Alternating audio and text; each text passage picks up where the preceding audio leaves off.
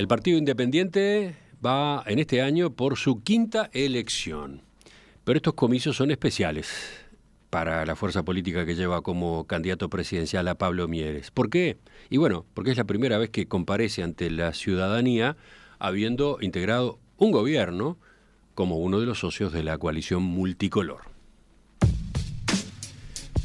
La expectativa está puesta en superar el 1% de los votos que obtuvo en octubre de 2019, un resultado magro, un golpe duro para el partido, entre otras cosas porque lo dejó afuera del Senado.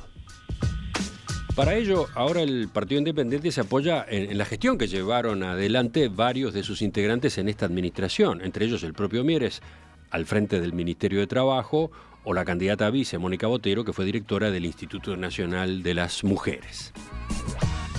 ¿Cómo se posiciona el Partido Independiente en esta campaña? ¿Cuáles son sus diferenciales dentro de la coalición oficialista? Bueno, vamos a conversarlo en los próximos minutos. Estamos con el doctor Pablo Mieres. Doctor Mieres, buen día, gracias por acompañarnos. Buen día, Emiliano. Realmente un gran gusto estar por acá nuevamente. ¿Con actividad tranquila? No, para nada, una máquina total.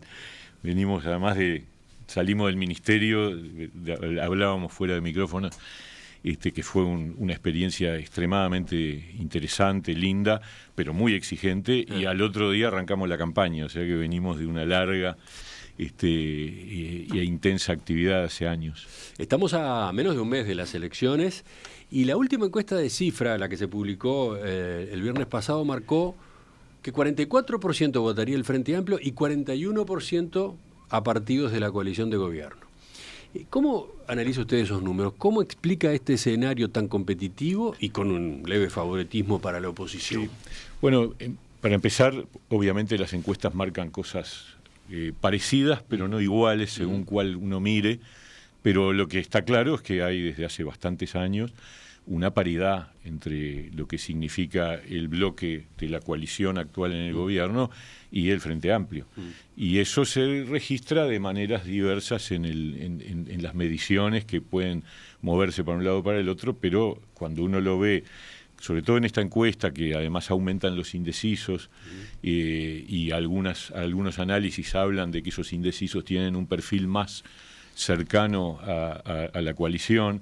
Yo creo que el escenario es un escenario de paridad, donde además nosotros tenemos la convicción de que existe en la ciudadanía, quizás eso explique una parte de esta, yo entiendo, cierta apatía o falta de movilización más fuerte de parte de los ciudadanos, una cierta sensación de que el país no está mal, de que hemos logrado cosas positivas, que hay cosas pendientes, por supuesto, siempre hay asuntos que duelen y que tenemos que resolver, pero en un contexto de un país que enfrentó adversidades que fueron independientes de la voluntad del gobierno y las enfrentamos bien, particularmente la pandemia, pero luego también la sequía, la situación de competitividad con Argentina, y todas esas cosas la gente las evalúa, las ve. Estamos con mucho más empleo que en el 2019, hemos recuperado el salario real después de la caída en la pandemia, hemos reducido la informalidad, entonces todas son indicadores que van en una dirección positiva en la comparación con finales del gobierno anterior. Sí, pero bueno, las encuestas no muestran que eso sea desequilibrante, ¿no? Que ese balance que usted está haciendo sea desequilibrante, que la población diga, bueno, entonces, vamos, un segundo mandato de este mismo equipo, no está claro eso. Yo creo que va a haber una ventaja para la coalición al final.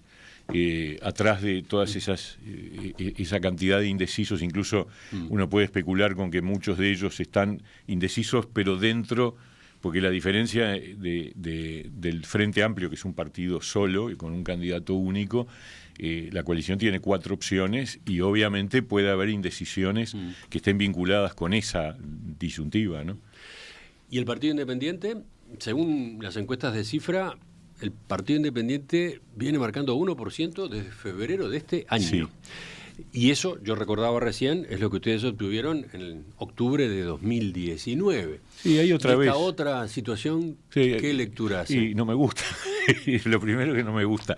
Segundo, que obviamente hay distintas mediciones. Tenemos algunas que marcan 3, otras 2, Bueno, la verdad, nosotros tenemos mucha confianza en que la gente va a apoyar a este partido, porque ha sido un partido que actuó bien durante este periodo de gobierno, que tiene un desempeño, no solo lo que puede ser el resultado del Ministerio de Trabajo, que es lo que me compete más directamente, sino en todos los cargos que nos tocó ocupar, que nos toca ocupar, que hoy mantenemos, el resultado ha sido positivo, porque yo creo que hemos conjugado dos valores fundamentales.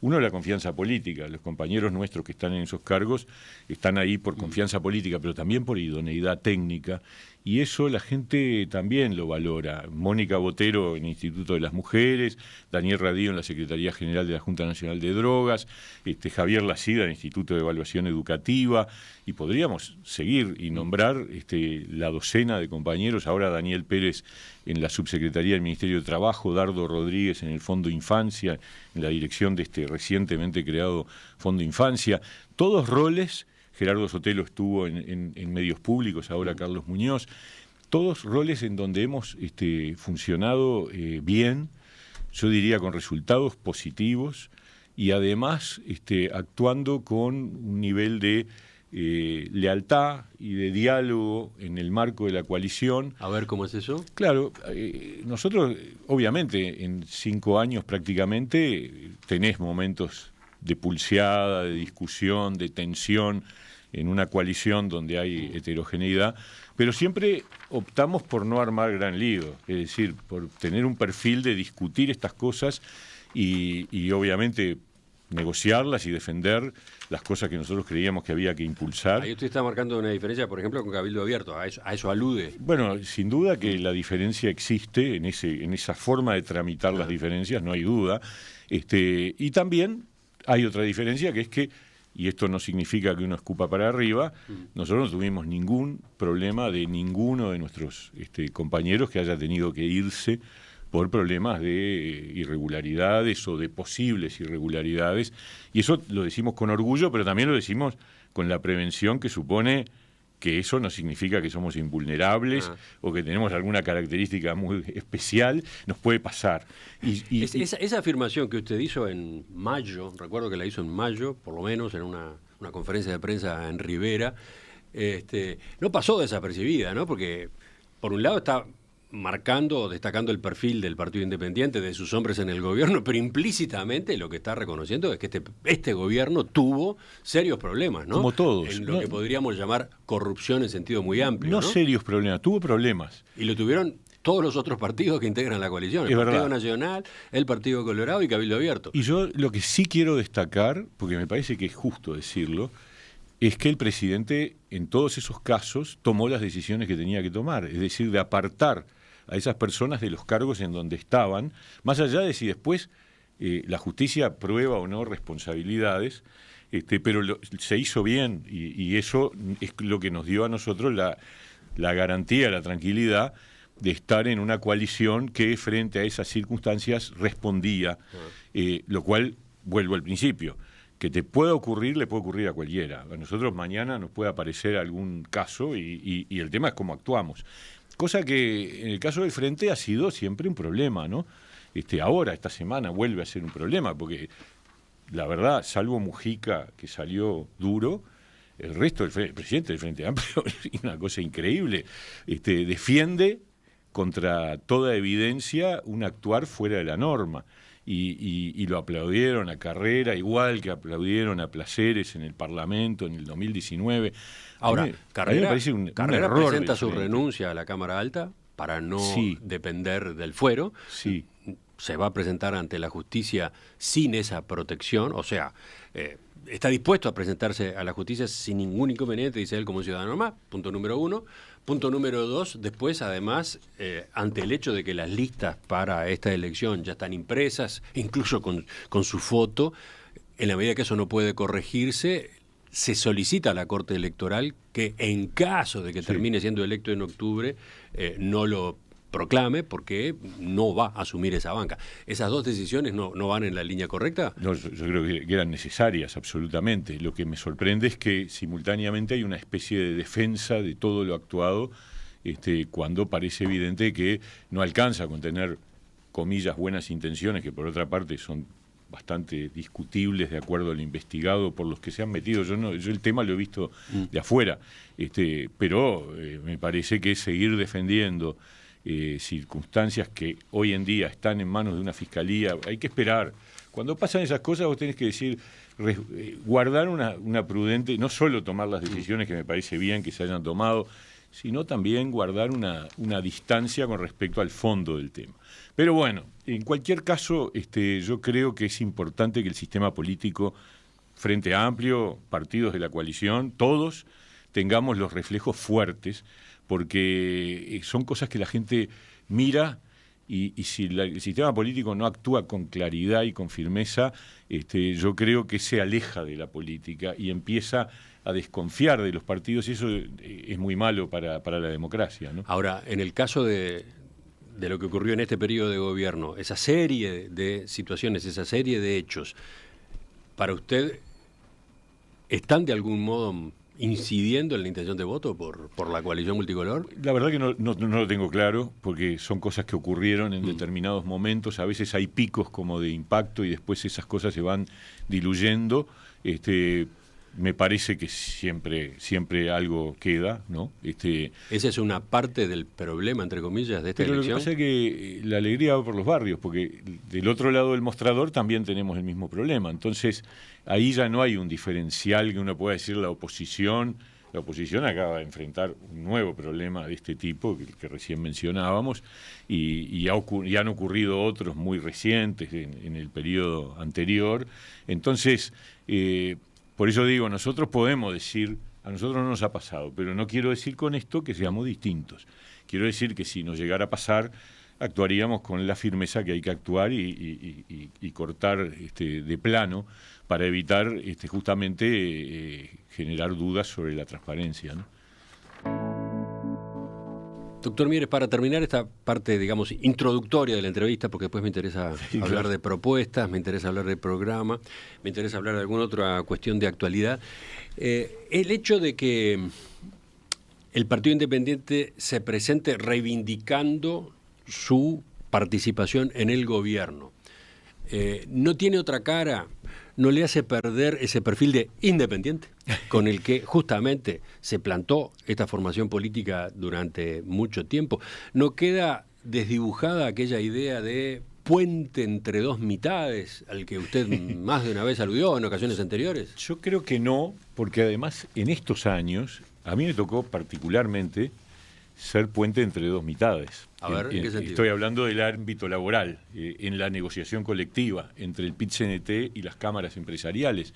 Y la verdad que demostramos que teníamos esa capacidad de dialogar, de encontrar entendimientos, creo reconocida por las dos partes. Me parece que una de las cosas que a mí me dejó muy contento cuando me fui del ministerio allá a principios de mayo, no fue solo el tema de los niveles de empleo, de salario, la baja de la informalidad, la reforma de la seguridad social, sino también y particularmente la sensación de que habíamos tenido una capacidad de articulación, que eso prueba que este partido, que sigue siendo el partido, yo siempre digo, el Partido Independiente es un partido socialdemócrata, de centroizquierda, somos la pata izquierda de la coalición, y de hecho, tanto particularmente las trayectorias de Mónica Botero en el Instituto de las Mujeres como la mía en el Ministerio de Trabajo son como un desmentido de profecías que se hicieron en 2020 por parte de la oposición, de que se iban a desmontar los consejos de salario, de que no iba a haber negociación colectiva,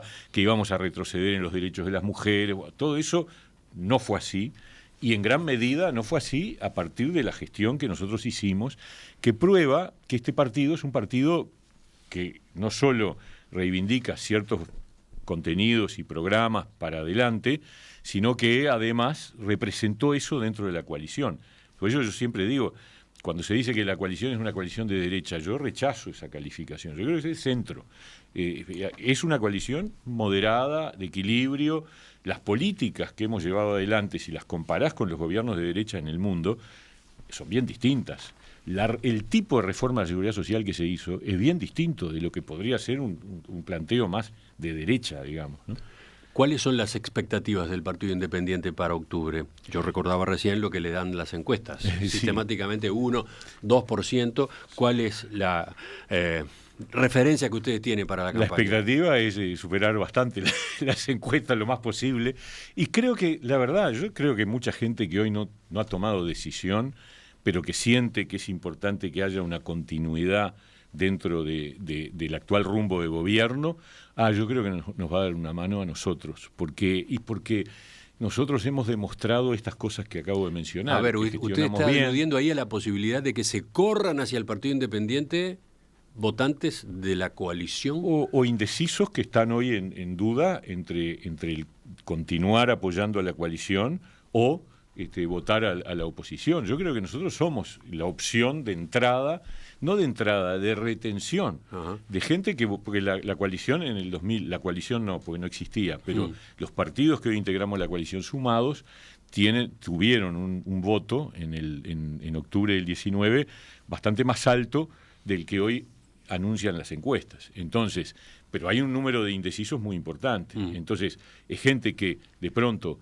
votó por alguno de los partidos de la coalición y está dudando. Y nosotros creo que somos una garantía para esa gente de que un nuevo gobierno de coalición va a llevar adelante ciertos objetivos.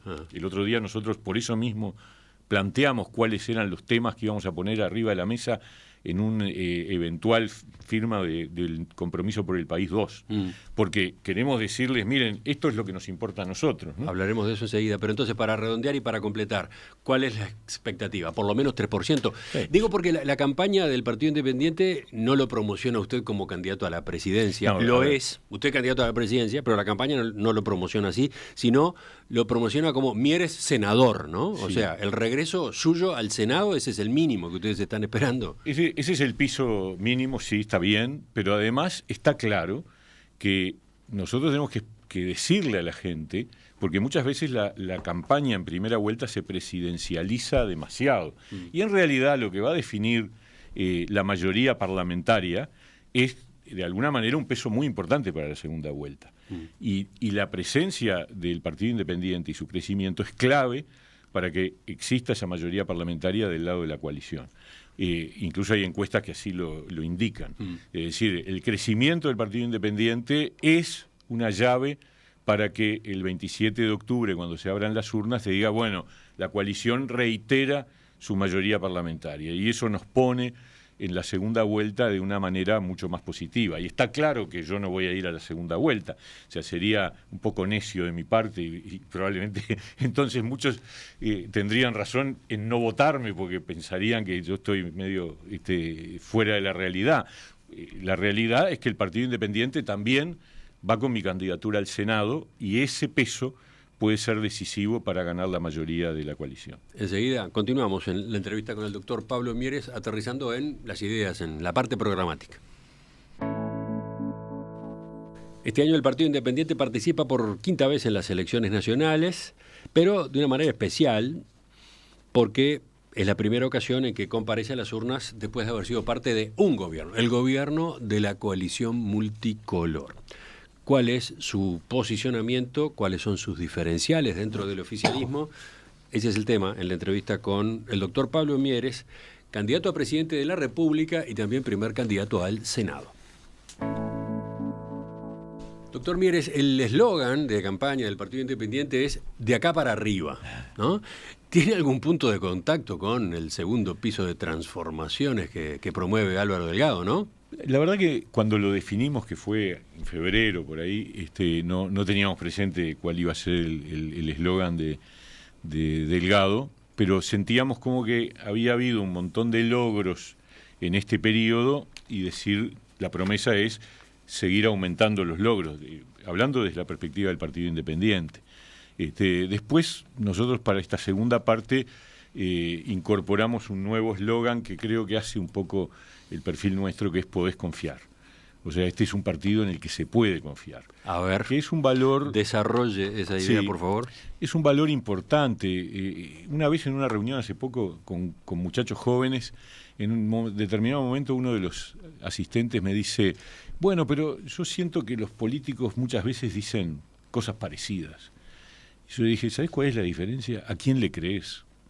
¿A quién sentís que le podés creer? Porque de alguna manera su trayectoria, su historia, es consistente con eso, es coherente. Y bueno, y nosotros creemos que somos poseedores de ese atributo. Otros partidos de la coalición, ¿no? Yo no digo eso, digo que nosotros sí somos confiables. Los demás, cada uno hará su trabajo y explicará de qué manera es confiable. Pero a mí me parece que, bueno, hay toda una historia atrás nuestra, ¿no? A veces cuando uno habla de la historia política, el Partido Independiente lleva una trayectoria que es una trayectoria de una buena gestión parlamentaria, muy buena, diría yo. Iván Posada ha sido un baluarte de la bancada de la coalición, y en el pasado, cuando el partido era básicamente parlamentario, tuvimos siempre, en todos los rankings que hacen los técnicos, los analistas sobre la gestión parlamentaria, el Partido Independiente aparecía siempre arriba, en la gestión, en las cámaras, tanto en diputados como en el Senado. Y eso es un orgullo para nosotros, y es una demostración de confianza. Y cuando nos tocó gobernar, también, quien habla, yo creo que ha mostrado... Yo hice un compromiso el día que tuvimos que resolver con la firma del PIT-CNT y de las cámaras que si la economía caía iba a caer el salario real. El compromiso mío fue: vamos a recuperar el salario real, y lo cumplimos. Entonces, hemos cumplido con las cosas que hemos planteado y que hemos prometido, y por eso decimos, podés confiar. Eso no significa que otros no sean confiables, no, pero sentimos que ese es un valor que puede llevar a mucha gente a decir, bueno, sí, la verdad que estos tipos merecen el apoyo, ¿no? Ese es el eslogan principal, entonces, ahora, en este momento, en esta etapa, en la recta final de la campaña. Sí, podés confiar. Ustedes presentaron... De acá para arriba. De acá para arriba podés confiar. Ustedes presentaron un programa de gobierno que tiene 66 páginas y que recorre varias áreas. 1, crecimiento productivo para el desarrollo humano. 2, servicio público para un Estado eficiente. 3, conocimiento para potenciar el desarrollo económico y la inclusión. 4, una sociedad más equitativa. 5, seguridad, convivencia y sistema penitenciario. 6, eje transversal del desarrollo sostenible. En varios de esos capítulos hay propuestas interesantes, hay propuestas originales, algunas de ellas incluso muy detalladas. Mi pregunta es, ¿cuál es el sentido de un programa así en un partido que, como comentábamos antes, no va a gobernar, no va a estar al frente de un gobierno?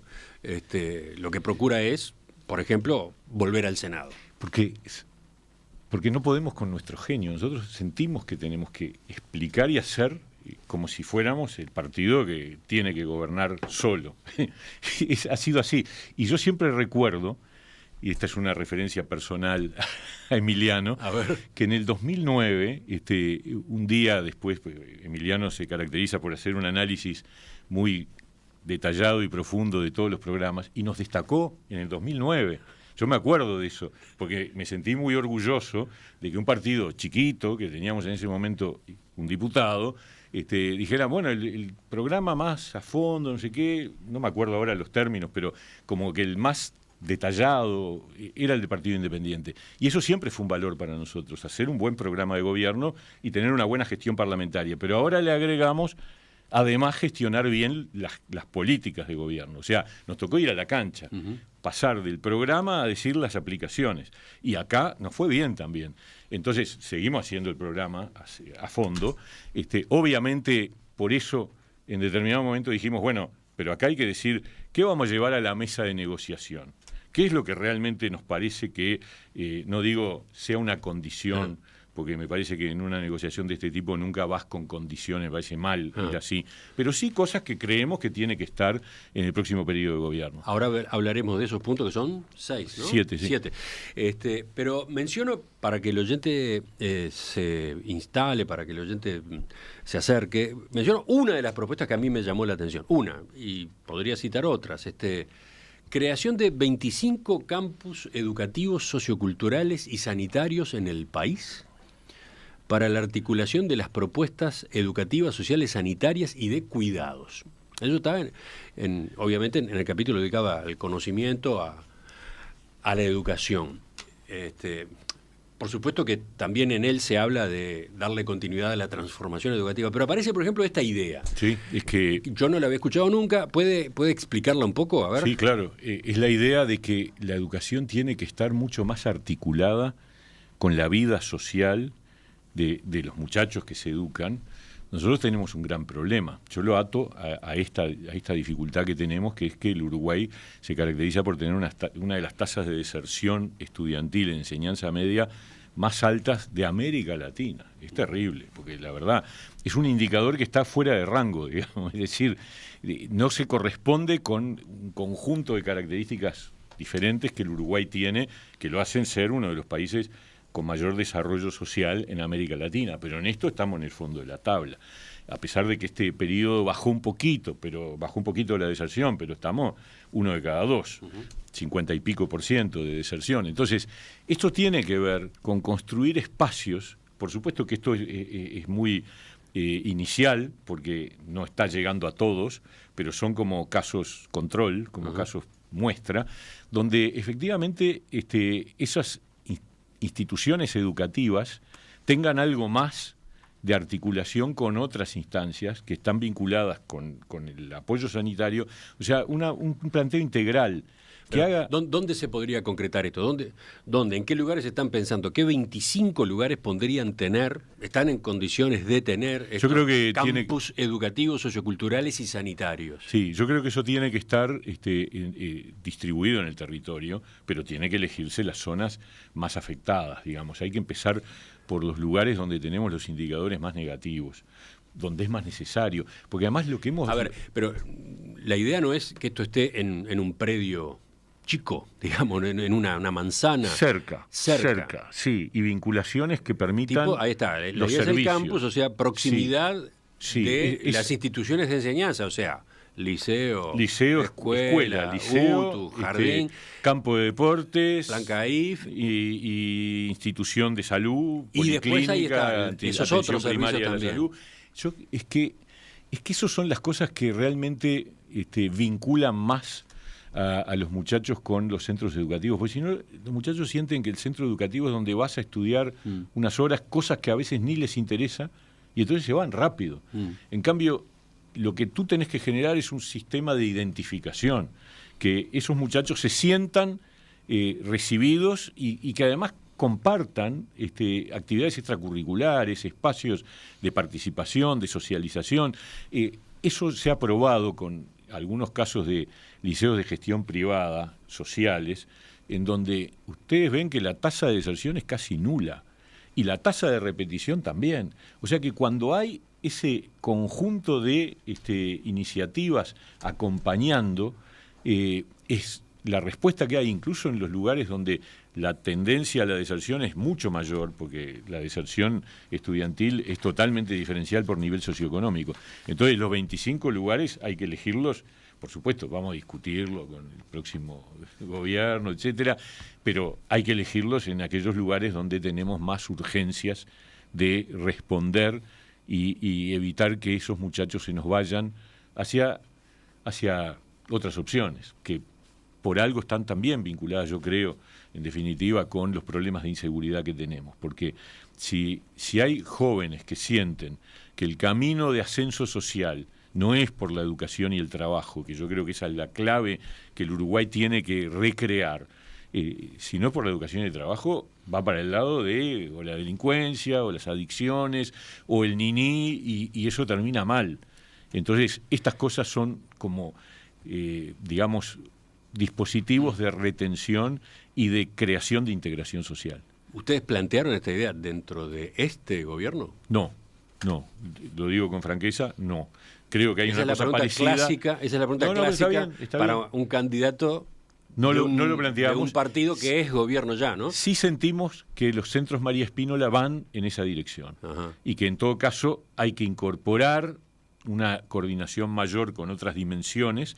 Lo otro que a mí me parece fundamental es acercar el mundo de la educación al mundo del trabajo, que esa es otra dimensión clave en donde incluso nuestros compañeros que están trabajando más en el tema educativo, Javier Lacida, Juan Pedro Mir, nos están planteando la posibilidad de plantearse la fusión de la enseñanza media, o sea, eliminar las barreras de secundaria y UTU, e ir gradualmente, en diálogo, conversando con los actores sociales, pero la idea es que tendría que haber una educación media, porque la verdad, yo siento que esa división entre técnica y no técnica es arcaica, porque en realidad toda educación para el futuro tiene que tener los dos niveles, la teoría y la práctica, y el aterrizaje. Entonces al final se desdibuja esa frontera, y eso lo tenemos que ir construyendo. Así como en el ciclo básico, prácticamente hay un ciclo básico muy parecido en educación, en secundaria y UTU,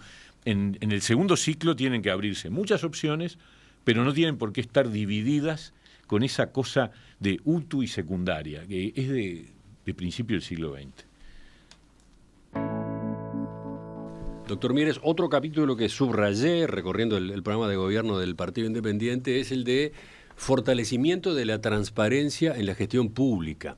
Y lo hice porque es como recargado.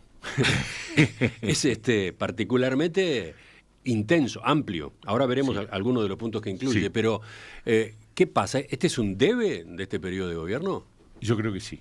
Lo digo con franqueza. Lo digo con total franqueza. Yo creo que la JUTEP, yo voy a decir, con respecto al tema lo primero que yo iba a anotar es, con respecto a la JUTEP, hay un contraste muy notorio entre lo que ustedes proponen y lo que se hizo en este periodo, ¿no? Sí, por supuesto.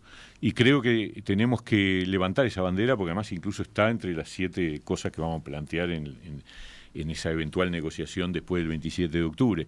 Pero sin duda que la JUTEP tiene que ser un organismo mucho más poderoso desde el punto de vista de su capacidad de análisis, de investigación, de estudios. Eso implica recursos humanos calificados, más de los que tiene, y recursos financieros para poder financiar ese trabajo. O sea, no puede ser la JUTEP un mero recopilador de declaraciones juradas. Ustedes ponen allí, se aspira a que la JUTEP tenga una función más activa. Sí, claro. Es que tendría que haber una unidad de investigación sobre la evolución de las declaraciones juradas de los jerarcas públicos, para ver si hay consistencias o inconsistencias, para detectar casos que puedan ser discutidos, no quedar librados solo a las denuncias, sino también tener una iniciativa de investigación para estar todos más tranquilos. Yo creo que la clave es que a los jerarcas públicos hay que controlarlos. Y la otra medida, que yo incluso presenté un proyecto de ley en el periodo pasado cuando estaba en el Senado, no me dieron bolilla, es sobre el Tribunal de Cuentas. A mí me parece triste que todos tengamos la idea de que el Tribunal de Cuentas observa y no pasa nada. Pero a ver, también soy consciente, porque además me ha tocado estar en la administración, de que no pasa nada porque el Parlamento no reacciona. El Parlamento no reacciona, pero porque además el Parlamento en teoría tiene que analizar esas observaciones. Exacto, el Parlamento las recibe y las guarda, y las archiva. Yo lo que estoy planteando, y lo planteamos como partido, es que las observaciones del Tribunal de Cuentas que tengan cierta entidad patrimonial, o sea, que esté en juego un monto de recursos financieros, y después podemos discutir cuál es el límite, porque yo conozco cómo funciona la administración. O sea, si cada observación del Tribunal de Cuentas tuviera efecto suspensivo, el Estado se tranca totalmente, porque son miles de observaciones, y algunas son estrictamente formales, pero si son de entidad y tienen que ver con niveles de gastos de recursos públicos importantes, tendría que tener efecto suspensivo. O sea, el mecanismo de que el jerarca reitera el gasto y sigue para adelante y no pasa nada, eso no debería pasar. Lo que ustedes proponen es que en esos casos, en observaciones referidas a montos elevados... Sí, que tendremos que discutir cuál es el límite. Bueno, en esos casos, la observación tenga efecto suspensivo. El administrador no puede reiterar el gasto hasta que la Asamblea General o la Junta Departamental, si es un asunto municipal, se expida. O sea, tiene que haber un pronunciamiento del órgano elegido por obligatoriamente la representación de la ciudadanía, digamos, ¿no? Sí, que además es lo que dice la Constitución, habla de que la Asamblea General tiene que analizar las observaciones. Lo que estoy diciendo ahora es aquellas que son relevantes desde el punto de vista patrimonial tienen que ser consideradas por la Asamblea General, y hasta tanto no ocurra, o el jerarca salva la observación, resuelve la observación, cuya resultado deberá ser evaluado por el propio Tribunal de Cuentas, o la Asamblea General le exige al jerarca determinados cambios.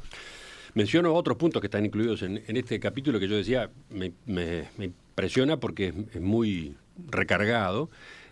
Ampliar la obligación de publicidad de las declaraciones juradas del funcionariado público, alcanzando no solo al presidente y vicepresidente de la República, sino también a quienes ocupen bancas en el Poder Legislativo y ocupen los 3 cargos máximos en ministerios, intendencias departamentales y direcciones de los entes autónomos y servicios descentralizados. Sí. Por otro lado, reducir las excepciones al mecanismo de licitación pública previstas en el artículo 33 del TOCAF para que éstas sean efectivamente excepcionales. Y lo que pasa es que si tú mirás las excepciones, ya el alfabeto se le terminó. y me parece que hay que revisar. Acá hay un tema más general del Estado. Nosotros creemos que, además de esto, que es revisar las excepciones al TOCAF, que son muchas para las licitaciones, tenemos que hacer un estudio de la cantidad de trámites, tasas, reglamentos, plazos, requisitos, etcétera, que el Estado tiene para exigir el funcionamiento del sector privado, que hace que el sector privado tenga costos más caros y que sea más lento. Todo eso nosotros creemos que tiene que haber como una especie de comisión de desburocratización que hubo en la época de los 90 y que fue muy útil. Me acuerdo, el Tito Sallagués jugó un papel en aquello. El PRONADE. El PRONADE, exactamente. Y que estamos porque el Estado es un bicho que se reproduce sí, por inercia. Entonces, yo creo que estamos otra vez en una época en donde deberíamos decir, vamos a bajar la pelota, necesitamos mejor competitividad del sector productivo, necesitamos más competitividad y productividad, y el Estado tiene un papel ahí a jugar, que es, en vez de ser un gran trancazo, sea un facilitador. Y menciono las otras 2 medidas que están incluidas: establecer la obligación de seleccionar mediante concurso abierto de oposición y méritos a quienes ocupen los cargos gerenciales de entes autónomos, servicios descentralizados, personas de derecho público no estatal y empresas privadas de propiedad estatal. Sí, eso lo hacen algunas, pero no hay una norma que obligue. Entonces lo que nosotros planteamos es que sea obligatorio. Y por último, plazo para la contestación a pedidos de informes de los legisladores. Sí, bueno, eso es un viejo problema. Los pedidos de informe de los legisladores tienen niveles de respuesta muy variados, depende de qué administración. Me parece que debería haber, hay un plazo. Lo que pasa es que el plazo no tiene efecto si no se cumple, ¿no? Vuelvo a la JUTEP para terminar esta parte de la entrevista y esta parte del capítulo del programa del Partido Independiente. Esas medidas que usted destacaba a propósito del fortalecimiento de la JUTEP, ¿no requieren algo más? Quiero decir, la forma como se eligió esta vez a los miembros de la Junta parece que tuvo problemas, ¿no? Sí. Quiero decir, una cuotificación político-partidaria. Sí, ese problema es el que a mí me ha llevado a estar en contra, por ejemplo, de una propuesta que está vinculada a otro organismo que es muy importante, que es la Fiscalía General. Yo no soy partidario del triunvirato, porque el triunvirato es un tema que está arriba de la mesa, es decir, no hubo acuerdo para encontrar un fiscal de corte, entonces no tenemos fiscal de corte designado por el mecanismo que establece la Constitución, sino por subrogación. Bueno, entonces algunos dijeron, no, acá la solución es generar 3. No, esa es la peor solución, porque eso tiende a partidizar definitivamente un órgano que con el nuevo Código de Proceso Penal es clave. Y me parece que ahí hay asignaturas pendientes para trabajar sobre de qué manera deben actuar los fiscales en este nuevo rol que ha cambiado mucho, pero poco se ha hecho en cuanto a definir el rol. Entonces, con la JUTEP probablemente deberíamos tener alguna precaución al respecto, yo no sé cómo, pero comparto el problema de que una integración que tenga un nivel de partidización puede ser un problema. Sí, claro, una junta que tiene 3, 2 de los cuales son oficialistas y designados partidariamente, además. El control. ¿Qué garantías implica de que efectivamente ese órgano va a funcionar controlando? Es un buen punto, Emiliano, está bien. Tenemos que discutirlo, sí. Ya seguimos. Enseguida completamos la entrevista con el doctor Pablo Mieres. Estamos con Pablo Mieres, abogado y politólogo también. ¿Cómo sería esta segunda parte de su formación? A ver, es una larga historia, porque cuando yo terminé enseñanza media, entré en Derecho, pero no me convencía del todo. Entonces empecé a buscar otras alternativas. Estuve en Historia en Humanidades.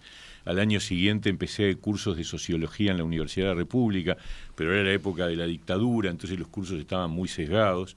Y después apareció el grado en Sociología del CLAE, y ahí estaban los grandes, Luis Eduardo González, César Aguiar, Alfredo Randonea, Horacio Martorelli, bueno, no me quiero olvidar de nadie, pero ahí yo abrí los ojos y dije, esto es lo que me gusta, e hice el grado en Sociología del CLAE, que no era reconocido en ese momento, y mientras tanto dije, bueno, pero voy a seguir Derecho, porque si no, no tenés un título universitario. Y bueno, entonces soy abogado, pero de hecho fui docente de Sociología y de Ciencia Política durante 30 años, entre la Universidad de la República y la Universidad Católica. Fue diputado entre 2000 y 2005, Sí. Senador entre 2015 y 2020, Ministro de Trabajo y Seguridad Social entre 2020 y ahora, este año, 2024. El Partido Independiente, quedó dicho ya, además de tener su programa, ha hecho públicas hace pocos días 7 medidas que llevaría a un eventual nuevo compromiso con el país, o sea, ante una negociación que se diera entre los partidos de la coalición multicolor después de la primera vuelta y con vistas a un balotaje. ¿Cómo diseñaron esta lista? A ver.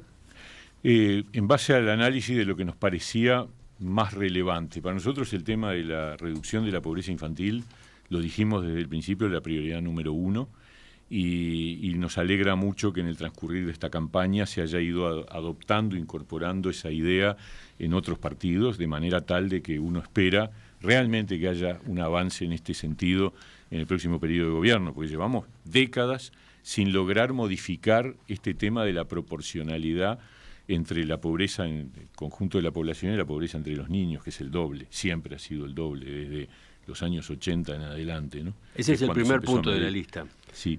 Después, reducción de la deserción en enseñanza media. Sí, ese es un tema, bueno, lo hablamos ya hace un rato, es un problema grave que tiene que ver con generar las condiciones para que los centros educativos tengan capacidad de atracción y de retención, y eso se vincula con el tema de las actividades extracurriculares en los centros educativos, pero también con el cambio que se está dando en la transformación educativa y el vínculo entre educación y trabajo.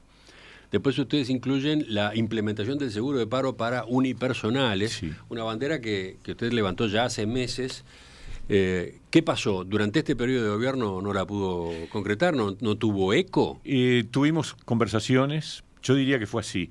Cuando surge la pandemia, uno se reconoce que mientras vos tenés un instrumento clave para el sostén de los trabajadores, que fue el seguro de paro parcial, el seguro de paro flexible, las prórrogas del seguro de paro, bueno, una batería de medidas que inventamos también nuevas para sostener a los trabajadores dependientes en el momento de la pandemia, los trabajadores independientes, los por cuenta propia, los que facturan como unipersonales, estamos hablando literal monotributo MIDE, que son unos 50.000, no tienen nada.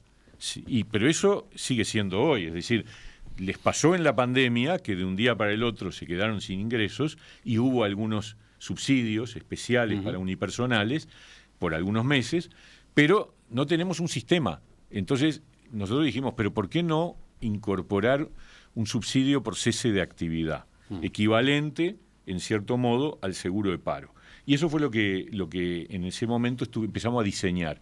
Al final no hubo el ok de economía y por lo tanto quedó. O sea que no había plata. ¿Ese es el resumen? No llegamos a cerrar el tema, incluso hubo hasta redacción de anteproyectos de ley y no hubo humo blanco.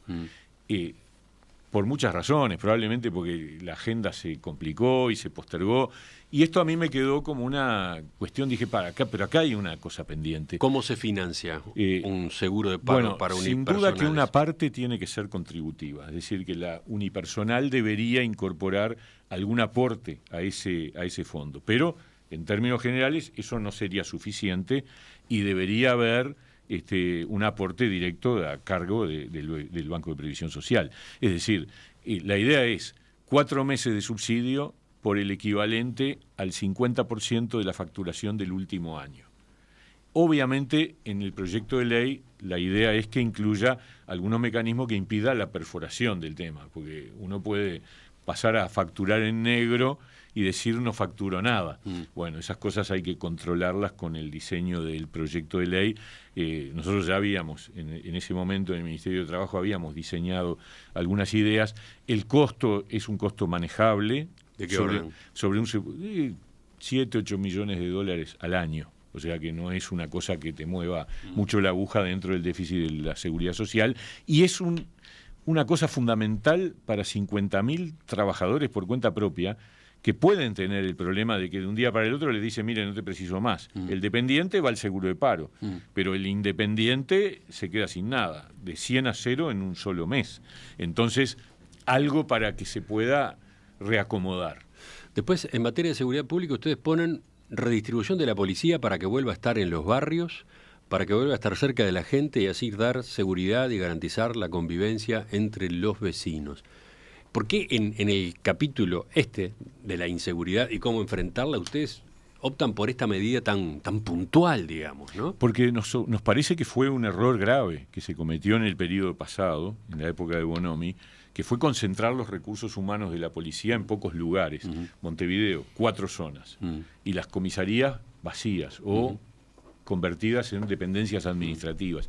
Nosotros creemos que la policía tiene que volver a los barrios. Es clave para el futuro, para recrear un clima de seguridad.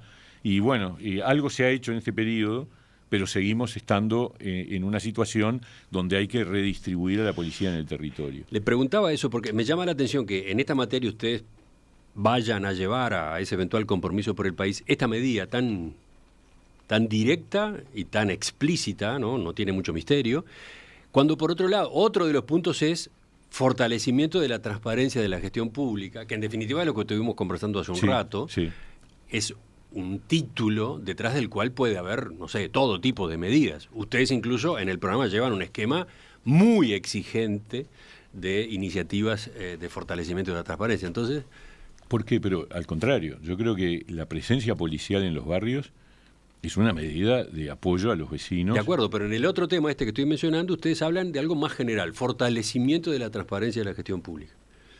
Que en el caso del Partido Independiente implica, no sé, esas medidas que estábamos recorriendo antes, las de JUTEP, una cantidad. Del Tribunal de Cuentas, etcétera, sí. Del fortalecimiento de la transparencia de la gestión pública, ¿qué exigirían? Bueno, lo que hablamos recién, ¿no? ¿Todos esos puntos? Bueno, algunos. No, a eso particularmente iba. A eso iba. Los recursos para la JUTEP, tanto humanos como financieros, y el Tribunal de Cuentas en su capacidad de establecer una suspensión digamos que la observación tenga un efecto suspensivo. Ajá. O sea, 2 de aquellas. Sí, 2 de las que y una tercera que agregamos, que es el tema del acceso a la función pública en los gobiernos departamentales. Para nosotros nos parece que es importante que haya un paso definitivamente en el sentido de que todos los ciudadanos de un departamento tengan las mismas oportunidades de competir por cargos en los gobiernos departamentales. Ahora, no es fácil esa, pero hay que decirlo. Usted dice que no es fácil, no es fácil claro. Que se la lleven, que dentro de la coalición nosotros del gobierno... la vamos a poner arriba de la mesa, porque nos parece que fue una cosa que levantó en su momento el fallecido senador Adrián Peña y nosotros compartimos que tiene que estar ahí, ¿no? O sea, ¿usted percibe que dentro del oficialismo ese tema todavía no está maduro? Yo creo que ha venido madurando y me parece que estamos muy cerca. Ajá. Pero entonces, bueno, de todos estos puntos, ¿cuáles son difíciles? No, digo, ¿dónde es que ustedes se van a plantar así con exigencias que resulten complejas? ¿Dónde es que ustedes van a negociar fuerte, digamos, no? Yo creo que es el plan que nosotros queremos, que se construya. Después viene el diálogo y la negociación. Y nosotros no queremos entrar a esa negociación diciendo esto es innegociable, porque es contradictorio. No es la manera que uno tiene que actuar en política en general. Por supuesto que hay líneas que no hay que cruzar, pero acá estamos hablando de aspiraciones de futuro, no de líneas que no hay que cruzar. Entonces, obviamente, el partido dice, estas son las cosas que vamos a poner arriba de la mesa, para que la gente sepa, cuando decide votar por el Partido Independiente, sepa que estas son las cosas que vamos a defender. Para terminar, doctor Mieres, en la hipótesis de que el actual oficialismo triunfe entre la primera y la segunda vuelta. Usted aspira al Senado, ya quedó dicho. Ahora, ¿qué más? Después de la experiencia como ministro, ¿en qué piensa en un eventual segundo gobierno de esta coalición? Sí, por supuesto que en cogobernar, pero ¿en qué roles, qué funciones cada uno dentro del partido tendrá que...? Bueno, eso es un tema, la verdad, no podemos hacer pronósticos. Parece que lo que importa acá es que haya un gobierno serio, que esté con los lugares, con gente capacitada y probada, y ahí nosotros nos animamos a decir, bueno, tenemos gente de primer nivel en distintas áreas. Nosotros en su momento dijimos, tenemos una acumulación en políticas sociales de muchos compañeros y compañeras que realmente son de primer nivel, pero eso no significa reclamar ningún lugar en particular. Creo que como los temas que recién hablábamos, también los lugares, obviamente están vinculados después a los temas y a los objetivos, pero nos vamos a sentar a conversar, pero además también está claro, Emiliano, que estas cosas se definen el 27 de octubre con los votos también. Entonces, la discusión sobre roles en el gobierno depende del peso electoral que cada uno tenga. Por eso le pedimos a la gente que no se olvide que el 27 de octubre, además de la opción entre coalición y frente, está la opción dentro de la coalición. Es una interna de la coalición. Ahí está de acuerdo con Ojeda. Sí, ¿Es la interna de la coalición? En eso estamos de acuerdo totalmente, sí. Doctor Pablo Mieres, gracias por acompañarnos esta mañana. Encantado, la verdad que fue un placer.